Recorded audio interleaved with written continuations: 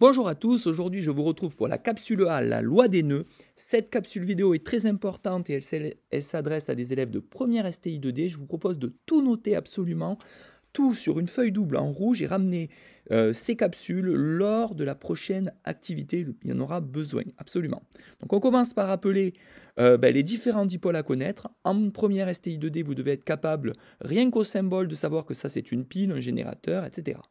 Donc, première chose, bien caractériser que ici nous avons les générateurs, tous les autres dipôles sont des récepteurs. Donc bien faire la connaissance des différents dipôles, il y a des générateurs et des récepteurs. Donc, et il y a des règles aussi à connaître. Donc règles à connaître, en convention générateur, la flèche tension est toujours dans le même sens que l'intensité du courant électrique.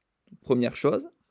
En convention récepteur, donc pour tous les autres, la flèche tension est toujours dans le sens contraire de l'intensité électrique. Donc ça, on va en avoir besoin dans quelques instants. On va commencer par parler d'un schéma électrique un tout petit peu complexe. Donc la première chose à faire, quand vous êtes face à un circuit complexe tel que c'est le cas ici, c'est de visualiser les différents dipôles qui le composent. Donc ça, vous prenez la page d'avant et vous allez pouvoir ici repérer que c'est un générateur, ici un moteur, ici une lampe, ici une résistance ohmique, une autre résistance ohmique et enfin un condensateur. Donc ça, c'est pas nécessaire de l'écrire, c'est important par contre de savoir ce que c'est. Ensuite, nous allons passer à la deuxième étape. La deuxième étape consiste à dessiner toujours le sens du courant électrique et dessiner les flèches tension. Donc la première chose à faire, c'est dessiner le sens de l'intensité électrique. Pour cela, il faut regarder évidemment le signe du générateur. Ici, nous avons un plus, ici, nous avons un moins, et nous savons que le courant circule toujours du signe plus vers le signe moins. Donc le sens du courant électrique se définira comme cela. Ici, nous sommes en série. Évidemment, l'intensité électrique est la même dans toute la branche principale. Et arrivé ici à un nœud, on parle ici de branche secondaire. On va avoir ici l'intensité électrique I1 de T, l'intensité électrique I2 de T. Évidemment, je l'ai appelé I1 parce qu'ici on a R1, I2 parce qu'ici on a R2, et je vais l'appeler I3 parce que j'ai I1, I2 et I3. Et bien entendu, lorsque ces courants reviennent à ce nœud, forcément, vous vous retrouvez à nouveau avec tout simplement l'intensité initiale de départ. Donc, on doit bien rappeler que maintenant, pour dessiner les flèches tension, il va falloir rappeler les règles que nous avions vues juste avant. C'est-à-dire qu'ici, nous avons un générateur. Donc, dans la convention générateur, la flèche tension est toujours orientée dans le même sens que le courant. Donc, on dessine les flèches tension UG de T. Donc, UG parce que, évidemment, U, c'est la tension, G, c'est le générateur, et 2T parce que ça peut dépendre du temps. Voilà.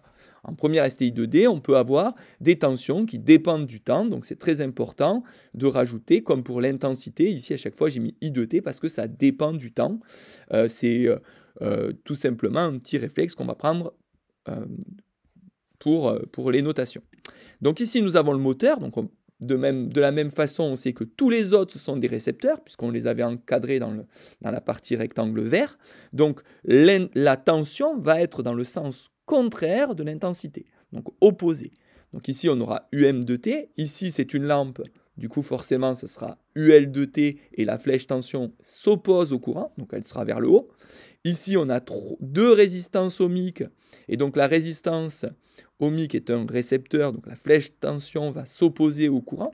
Donc ici, on aura UR1 de T, ici UR2 de T, et enfin la tension bande du condensateur, on va l'appeler UC, puisque c'est un condensateur, et elle s'oppose aussi au courant. Voilà, on se retrouve donc avec un schéma bien annoté.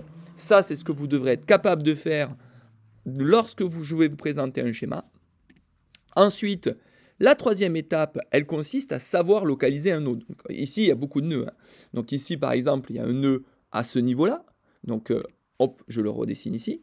Et puis, on pourrait aussi s'amuser à dessiner ici le nœud. Et puis ici, un autre nœud que je n'ai pas fait apparaître. Donc, je reviens en arrière. On voit que ici, je ne l'ai pas noté, mais on pourrait aussi dessiner un nœud ici. Donc, Bon, pour faire simple, on va rappeler ce que c'est la loi des nœuds. La loi des nœuds, consiste à faire la somme des intensités électriques arrivées en nœud est égale à la somme des intensités électriques qui en repartent.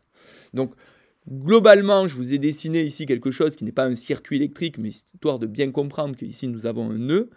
Et si j'ai 2 courants qui rentrent et 3 courants qui en ressortent, ben, la loi des nœuds nous dit que I1 plus I3 est égal à I2 plus I4 plus I5. Donc tout ce qui rentre est égal à tout ce qui sort. En définitive, c'est assez facile à retenir. Donc si on le faisait à nouveau sur notre contexte d'exercice ici, si je devais appliquer la loi des nœuds, eh ben, je visualiserai sur ce nœud-là, je vais faire la loi des nœuds que sur ce nœud-là, ici. Donc appliquons la loi des nœuds, et je vais l'appliquer, et je vais évidemment avoir la somme des intensités qui rentrent, il n'y en a qu'une, donc c'est I de t, est égale à la somme des intensités qui en ressortent, évidemment, I1, I2, I3. Voilà, cette capsule vidéo est terminée. Je vous propose maintenant de bien comprendre absolument toutes ces étapes et à bientôt.